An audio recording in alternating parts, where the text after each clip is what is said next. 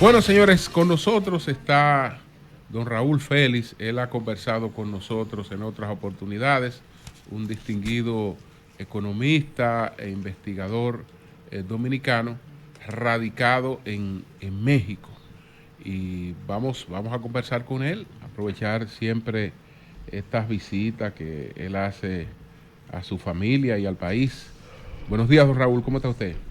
Muy bien, muy contento de estar en mi país. Siempre es así y tratando de venir con cierta frecuencia para no desconectarme de la dinámica local.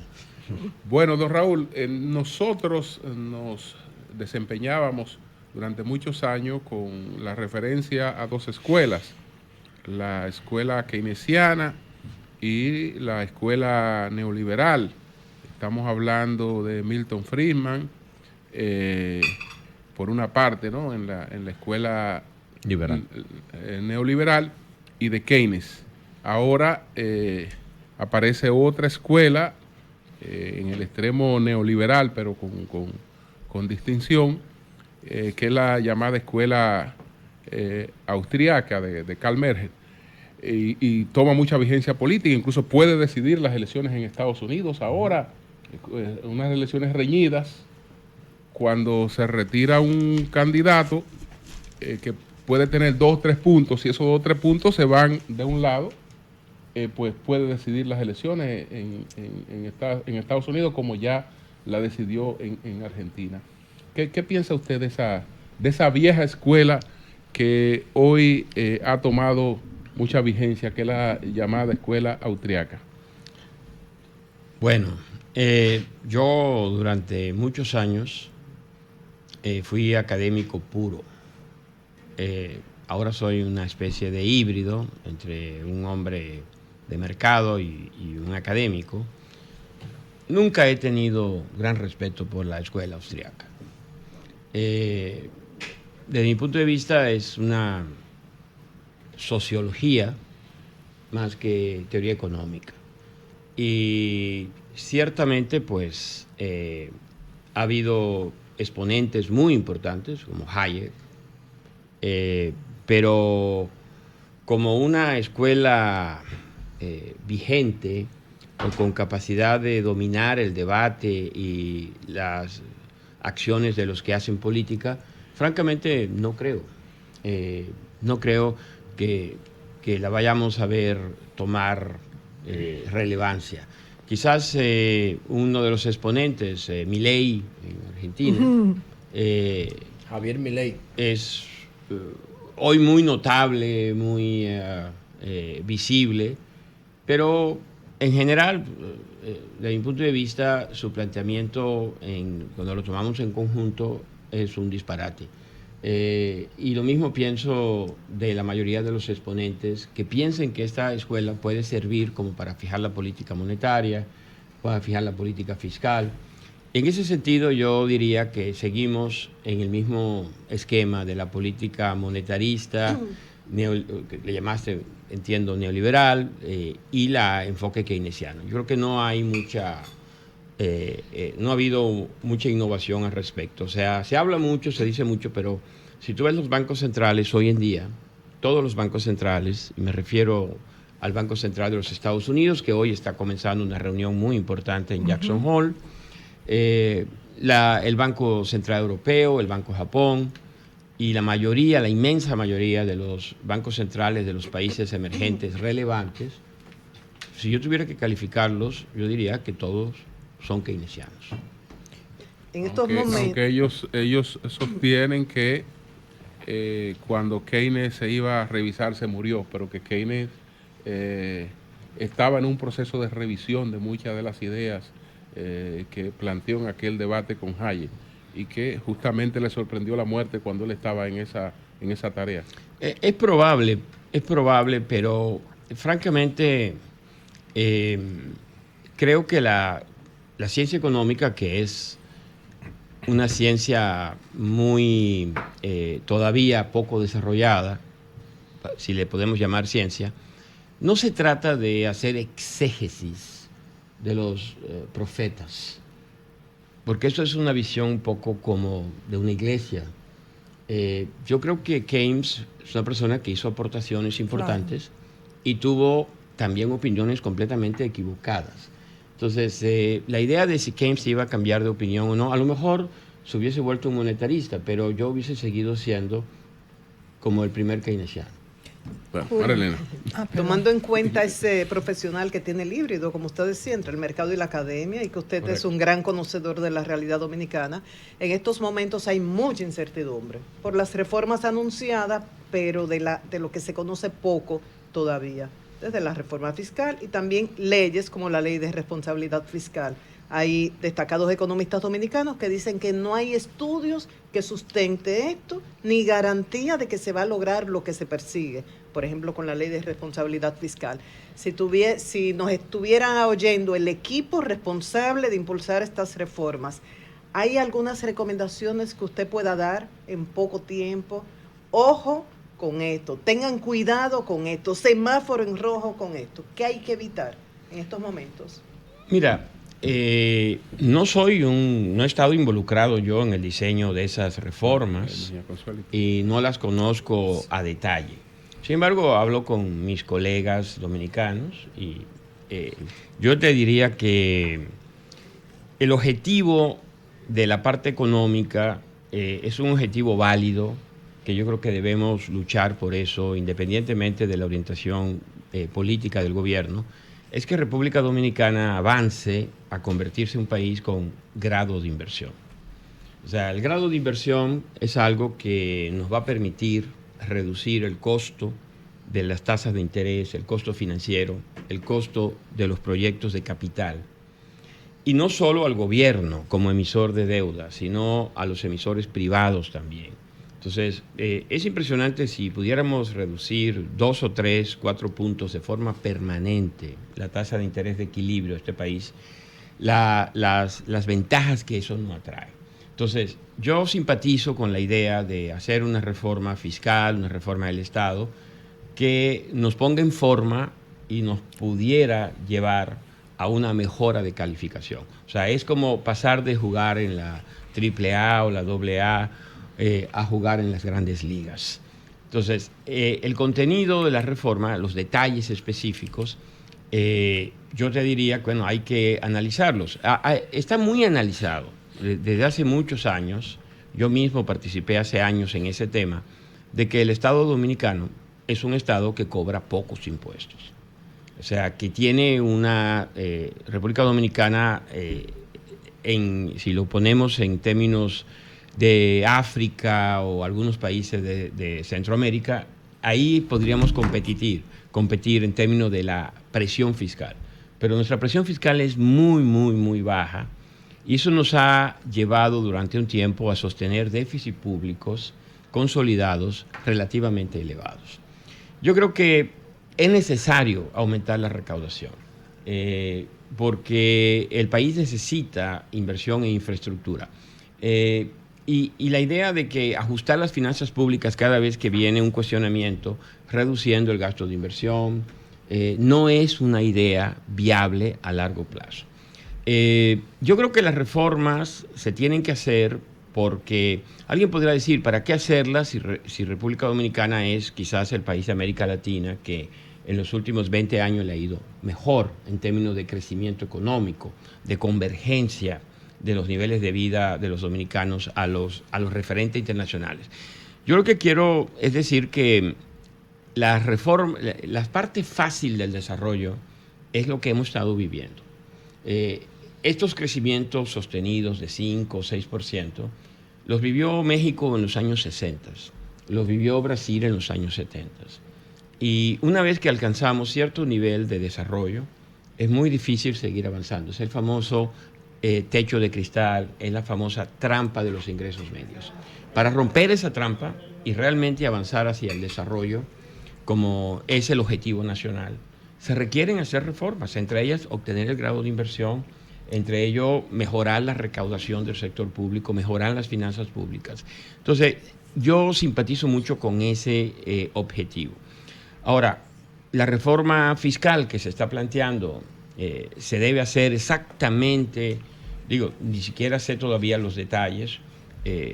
Yo creo que debe ser una reforma que, yo voy a poner algunos lineamientos, debe recaudar, porque no solo se trata de mejorar la eficiencia de la estructura de impuestos, porque nosotros necesitamos hacer las dos cosas, mejorar los impuestos, que sean lo menos negativos, limitantes de la iniciativa de los individuos para crecer y crear riqueza.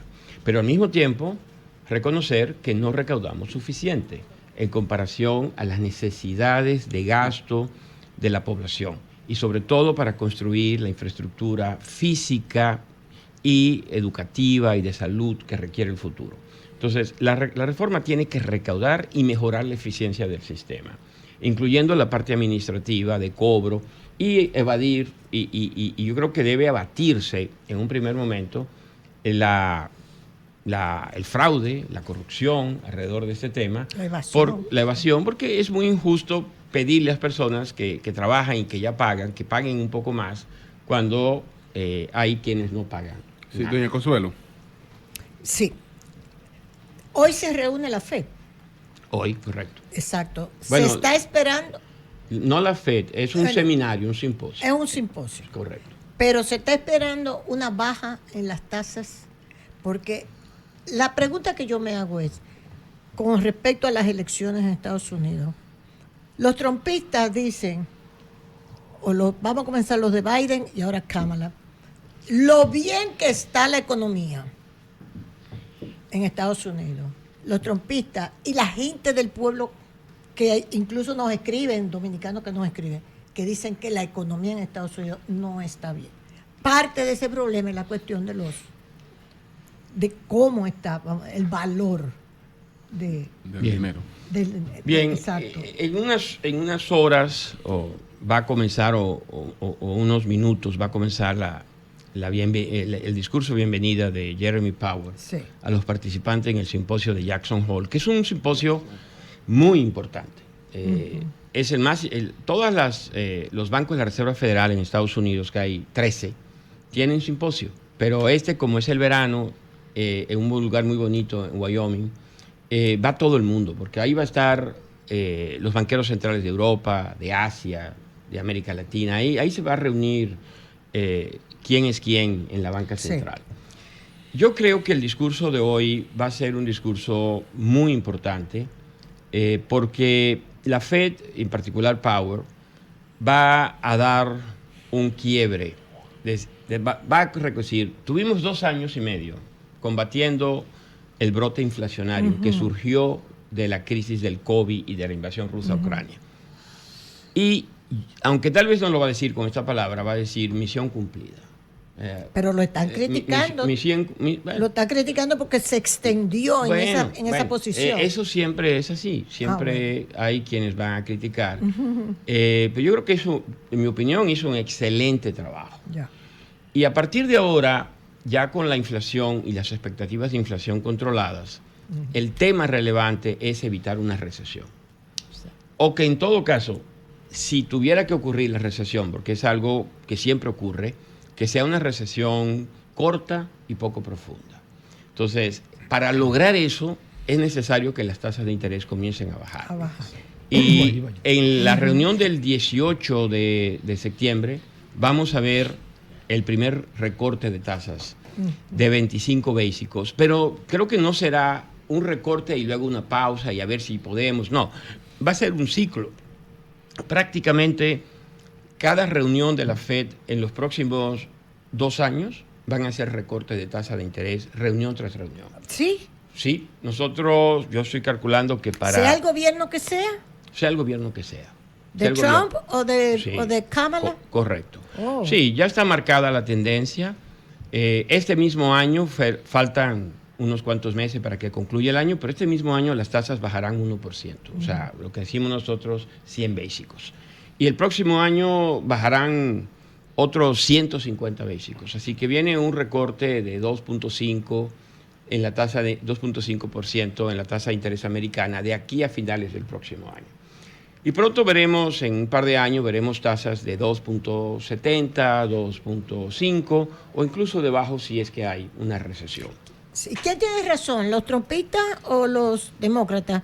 De que está bien y los otros que está mal de economía. Bueno, es que ahí es donde está el tema de la política. Como yo no trabajo para ninguno de los dos bandos, sino para los clientes que el único objetivo que tenemos es ganar dinero en el mercado. La verdad es relevante, ¿no? La verdad es la siguiente. Y aquí vemos cómo la política usa los conceptos y le hace el spin al concepto, ¿no? Cuando dice el gobierno de Biden que la inflación está controlada y baja, es totalmente cierto. Estamos ya en vía de ver inflaciones de 2% en cuestión de unos meses. Es correcto. Ahora, los republicanos le dan un spin a este concepto y dicen, no, la inflación es altísima y la forma de saberlo es que lo que costaba algo antes del COVID ahora cuesta 30-40% más y no ha bajado. Pero eso no es inflación, eso es carestía. Es decir, las cosas se subieron de precio y no han regresado. Y probablemente no van a regresar. Entonces, si yo estoy en un segmento en el que el salario no se ha actualizado, claro, pues siento que mi nivel de vida se ha reducido. Y es correcto. Y por eso es esa mala sensación que tiene la población del gobierno de Biden. Y creo que realmente es el soporte principal de apoyo a Donald Trump. Sí, claro. Sí, adelante, Manuel. Maestro, ¿usted considera que quizás para esta década sea real que haya posibilidad de la creación de una moneda común en los BRICS? Inclusive se han hablado de sustentarla con diferentes rubros, ¿verdad? Oro, diamantes, en los BRICS, tierras raras en los BRICS, una moneda, aún sea una criptomoneda. ¿Usted considera es viable o eso es una utopía? Yo francamente pienso que es una utopía. No quisiera decir tan ridícula como la cryptocurrency que creó Maduro, pero creo que se llamaba Petro, ¿no? Petro, exacto. O Chávez, ¿no? No, mira, fue Maduro que lo creó. Yo no le veo pies ni cabeza a esa situación. Primero porque esas, ahora ya son más de 4 economías, incluyen un gigante de dimensiones globales como es China. Y otras economías medianas, como es el caso de Brasil o la India, un potencial gigante también. Sí. Pero si nosotros, como economista, acudimos a qué es lo que define un área óptima de moneda, o sea, ¿por qué hay diferentes monedas en diferentes lugares? Eso no es accidental. Es un concepto de integración, de convergencia de las economías. La economía china no guarda ninguna relación con la economía de Brasil. O sea, Brasil produce mercancías básicas, la India produce servicios, Sudáfrica produce mercancías básicas, metales. China es un país industrializado. Entonces, eso quiere decir que la realidad económica de esos países que mencioné es muy divergente y tener una moneda común no hace sentido para ellos. Aún si fuera posible institucional y políticamente hacerlo, no tendría ningún sentido. Lo que entiendo es que se buscan mecanismos de cómo no pasar a través del dólar. Exacto. ¿Por qué? Porque ya vimos, lo sabíamos, pero lo hemos visto en la práctica, que el dólar quizás es más poderoso que el arsenal nuclear de los Estados Unidos, ¿no? Sí.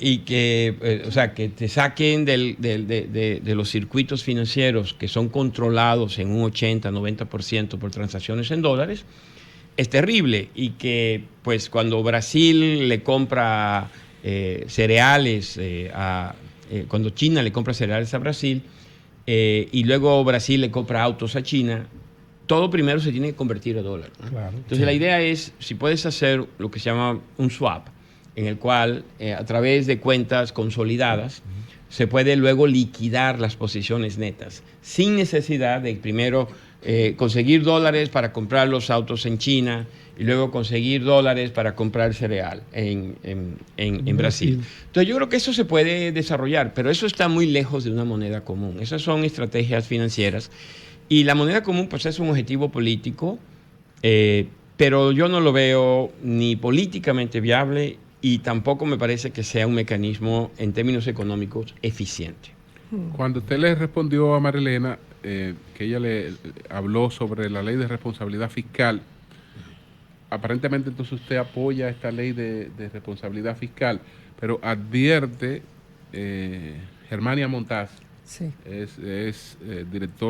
fue directora de Impuestos Internos, que una ley de responsabilidad fiscal, pues en un país que necesita realmente incrementar su inversión, no es otra cosa que decirle al país que vamos a incrementar las recaudaciones producto de una reforma fiscal solamente para atender los compromisos de la deuda, que el pueblo dominicano no tendrá ningún beneficio inmediato en cuanto a las obras de inversión, porque con un 3%, que es el compromiso de inversión, es un 3% en la práctica, porque es la inflación más un 3%, así que el neto es un 3% de inversión con lo que el gobierno se compromete a incrementar su gasto cada año, que eso es totalmente insuficiente para los compromisos de infraestructura que tendría un gobierno que piensa duplicar el Producto Interno Bruto en pocos años. Bien. Bueno, no conozco los detalles de la propuesta o ley de responsabilidad fiscal. En general estoy a favor de que haya un marco normativo. Así como el Banco Central tiene un objetivo de inflación o de estabilidad cambiaria, así la política fiscal debe tener objetivos medibles. O sea, que podamos diseñar una política de mediano plazo y que podamos medir, y que no sea totalmente discrecional. Pero tampoco estoy a favor de una camisa de fuerza sobre las finanzas públicas que nos reste cualquier grado de flexibilidad. Hay bastante experiencia en otros países y yo creo que se debe recaudar lo que sea necesario para poder financiar el desarrollo del país. La idea de que lo vamos a hacer solo con deuda es una falacia. Exacto. O sea, es una Pero es falacia. peligroso. El hecho de que lo hayamos podido hacer hasta ahora, básicamente con deuda, no quiere decir que siempre vamos a llegar a esto. Entonces, yo lo que creo que es necesario ganar la confianza de los mercados, porque son los que van a financiar a través del mercado de bonos. Yo creo que hay que usar la emisión de deuda, no hay que tenerle miedo a esto, pero hay que hacerlo dentro de un marco de referencia racional, medible y que signifique compromiso serio. Porque poner una medida de responsabilidad fiscal que luego la vamos a cambiar cada año no sirve absolutamente para nada. Así Mejor es. ni la ponemos, ¿no? Raúl, el tema tenemos una situación con las pérdidas del sistema eléctrico, unos gastos en ese sector un poco exorbitantes, sectores tanto como el Banco Interamericano de Desarrollo ha exclamado que eso hay que regularlo en la República Dominicana, hay que controlarlo, tratar de trabajar el déficit. ¿Cómo se puede lograr establecer por lo menos una media? Esto hay sectores ahora, amigos del empresariado, que ahora están ya involucrados en los sistemas eléctricos, buscando forma de acabar con el déficit, la falta de pago. ¿Qué te merece a ti eso como economista y esa gran pérdida que tenemos en el sistema eléctrico de la República Dominicana? Tuve la oportunidad de asistir el miércoles a la presentación de Celso en la Cámara Americana de Comercio. Sí. Y más o menos vi los números. Yo creo que hay varios temas. Uno, esto viene con las finanzas públicas. El déficit del sector eléctrico es uno de los grandes elementos que presiona las finanzas públicas. Claro. Entonces, vamos, Tal vez más grande. si me dijeras, la sociedad ha decidido racionalmente que se debe gastar ese dinero en subsidios en el sector eléctrico, pues lo aceptaría. Pero el tema es que es una situación que me da la impresión a mí que ese subsidio eléctrico, porque al final, como lo pagan los dominicanos con sus impuestos o con deuda, ese gasto no tiene una legitimidad política, electoral. Ese gasto además no se distribuye, pienso yo, de forma justa. Yo creo que hay muchos que pueden pagar, que deben pagar y que no están pagando. Entonces, yo respaldo esa posición de don Celso de ir por aquellos que no pagan. Y como le hacemos en México en los condominios, cuando hay personas que no pagan, que se publique en la puerta del condominio quién no está pagando, con nombre y apellido, y que se haga público, que sea del dominio común esto. Yo estoy totalmente de acuerdo con esa opinión. ¿Oíste? Y bueno, yo no sé si él lo va a lograr o no. Eso ya es otro tema. Pero creo que poner el énfasis en esa dirección es correcto. Ahora, yo quisiera, y me voy a aprovechar que me han invitado a este programa, decir algo que les he dicho a mis colegas en privado y a empresarios en privado, para el futuro de la República Dominicana. Yo creo que la idea de tener un parque generador de electricidad en República Dominicana está bien, pero no vamos a dejar de ser una economía pequeña, con escalas pequeñas. Y yo creo que es el momento, y la tecnología lo permite, en pensar en interconectar nuestro sistema eléctrico con el de Estados Unidos a través de un cable submarino. Más dependencia se había de Estados planteado Unidos. eso hace unos años. No lo ha logrado. El gobierno del Más presidente dependencia Fernández. de Estados Unidos. Puerto Rico ahora necesita energía de Cuando nosotros. se planteó lo vieron así como una locura. Bueno, no, yo no creo que sea una locura. No, usted no. Cuando mucha gente lo vio así, cuando se hizo el planteamiento. Yo creo que hay gente interesada en que no se haga, pero bueno, eso es otro tema.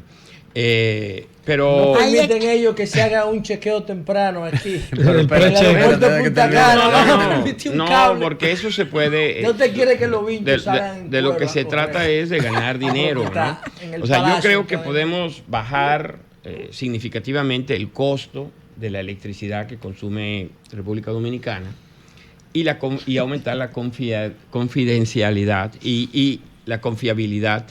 Y además, creo que ese es un proyecto que se puede hacer con participación del capital privado local y del capital privado extranjero. Y que, pues hoy por hoy, cuando digo esto, antes yo sé que se planteó en Colombia, traer de Colombia, que sea, pero ahora ya hay nuevas tecnologías que se están usando en todo el mundo. Por ejemplo, voy a poner un ejemplo concreto. En Londres y en Inglaterra no hay tanto sol, pero en el Sahara sí hay mucho sol. ¿Estamos de acuerdo? Sí, claro. Bueno, entonces hay una empresa que está montando en una escala industrial paneles solares en el Sahara y luego a través de un cable en el fondo del Atlántico lleva la electricidad a Inglaterra. Bueno, ahí vemos soluciones creativas, no marginales, no de hacer una plantita más flotando en un barquito, ¿no? Contaminando. Tenemos que buscar y de esa manera Una barcaza. además vamos a limpiar, contaminando y matando peces. la isla, porque vamos a ser un país que no contamina, ¿no?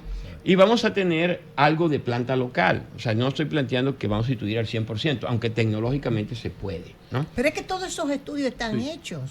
Bueno. Los estudios hablábamos de eso hoy.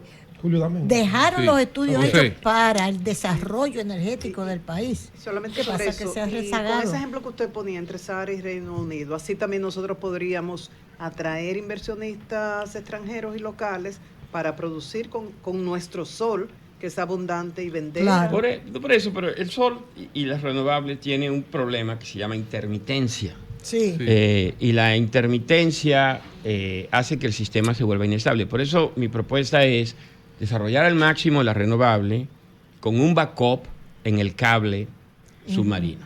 Bueno, José Ok. y Pedro. Y Magín terminamos. Díaz, que es economista de nuestro panel, Y amigo de él. cuando estaba en la DGI, publicó un informe dando cuenta que en la República Dominicana la evasión fiscal del ITEVI estaba por encima del 40% y la del impuesto sobre la renta del 60%. La Universidad Católica de Chile refrendó esos datos, hablando más recientemente ya en este gobierno, hablando de que la evasión del ITEVI estaba en el orden del 46%. Ok. Si se hace una reforma fiscal para aumentar la presión tributaria y suben los ingresos, entonces también van a subir la tasa de evasión, porque la evasión está ahí. Entonces, si no se ataca la evasión, estaríamos haciendo una reforma fiscal para beneficiar a los evasores. Van a seguir robándose el dinero. Entonces, la tecnología de ahora en materia fiscal, la tecnología permite que se ataque eficientemente la tasa de evasión. Si nosotros atacáramos la tasa de evasión, no tendríamos que hacer reforma. ¿Es posible eso? ¿Se lo están haciendo algunos países desarrollados? Y no tan desarrollados. Yo diría que tienes toda la razón, lo dije. O sea, no se puede ir a pedir más dinero si no se hace un esfuerzo para combatir la evasión, la corrupción, el fraude. Es necesario, las dos cosas van unidas. Yo te diría que, mira, no es quizás el mejor ejemplo, pero es algo concreto y demostrable. La administración del presidente López Obrador ha logrado recaudar 2 puntos del Producto Interno Bruto sin hacer ninguna reforma. Ya lo hay donde está el modelo. ¿Cuál fue la magia? Decisión política. Decisión Bajar la política. evasión. Simplemente el que no paga se expone a que él lo diga en su programa en la mañanera, ¿no? Y él es un hombre muy popular y con mucha fuerza. Una forma muy... ¿no? muy atropellante de hacerlo, pero hay que hacerlo. Lo que hay que bajar la informalidad. Temor a la vergüenza. Bajar la informalidad. Lo que pasa es que durante décadas, esta recaudación que ahora ya se ha vuelto realidad, era cosa que estaba en el Poder Judicial, casos tras casos, apelaciones el debido proceso que llegaban a la Suprema, y pues el hombre ha decidido apretarle el brazo al que no paga. Entonces, todo el mundo hay que estudiar ese modelo, se pone a pagar porque nadie quiere ser expuesto y que la opinión pública le caiga encima. Don Raúl, sí, perdón, Julio, el presidente cada lunes en la semanal identifica 3 malas pagas. Identifica 3 malas, que no le dice, no es que ustedes le digan corrupto, es que elusores fiscales ahora. Ya no es evasión, es ilusión. Todos los lunes en la semanal él lee su lista ahí.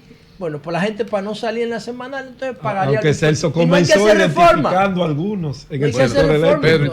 Mire, don Raúl, usted, primero agradecer su presencia aquí, que siempre nos distingue, el economista Raúl Félix, está aquí hoy con nosotros esta mañana.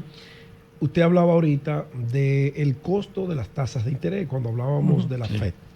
Esa obligatoriedad que tienen en Estados Unidos de producir una baja en las tasas de interés para dinamizar la economía, ¿usted cree que de producirse eso tendría un efecto imitable aquí en la República Dominicana, que estamos en este momento pues teniendo uno de los costos más altos en materia de adquisición de dinero, lo que obligatoriamente ha ralentizado la economía de algunos sectores? Y el subsidio a sectores que históricamente, cuando emergieron, era necesario, pero que se entiende ya que pueden caminar solo. ¿Usted estaría de acuerdo que en una reforma fiscal profunda pues se desmonta a esos sectores ese subsidio?